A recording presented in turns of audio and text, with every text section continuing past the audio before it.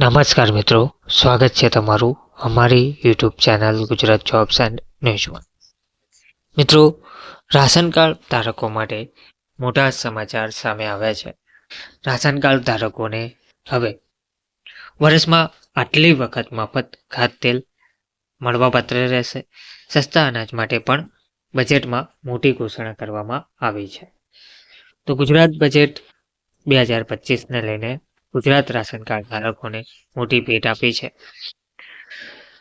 Budget 2025-26માં નાણામંત્રી કનુભાઈ દેસાઈએ ગરીબ અને મધ્યમ વર્ગના રાશન કાર્ડ ધારકોને પોષણયુક્ત ભોજન મળી રહે તેની માટે બજેટમાં મોટી ઘોષણાઓ કરી છે. ગુજરાત બજેટ અંદાજપત્ર 2025-26માં અન્ન, નાગરિક પુરવઠા અને ગ્રાહકોની બાબતોનો વિભાગ માટે કુલ 2,712 કરોડની જોગવાઈ કરવામાં આવી છે.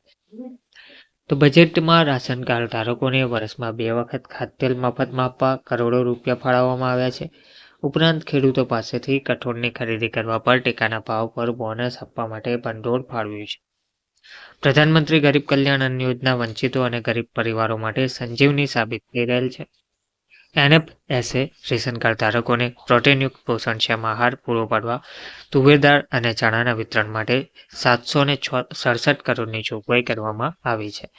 નેશનલ ફૂડ સિક્યુરિટી એક્ટ 2013 હેઠળ પાત્રતા ધરાવતા અંદાજે 75 લાખ કુટુંબોને અનાજ પૂરું પાડવા 675 કરોડની જોગવાઈ કરવામાં આવી છે. એનએફએસએ લાભાર્થી કુટુંબોને વર્ષમાં 2 વખત ખાદ્યતેલ રાહત દરે આપવા માટે ₹160 કરોડની જોગવાઈ કરવામાં આવી છે. સૂક્ષ્મ પોષક તત્વો યુક્ત ડબલ ફોર્ટિફાઇડ મીઠાના વિતરણ માટે 51 કરોડની જોગવાઈ કરવામાં આવી રહી છે. તો નાબાર્ડ લોન યોજના હેઠળ 51 ગોડાઉનના બાંધકામ માટે તથા ભારત સરકારની WDRA ની ગાઈડલાઇન્સ મુજબ નાગરિક પુરવઠા નિગમ હસ્તકના ગોડાઉનો માટે કુલ 70 કરોડની જોગવાઈ કરાઈ છે.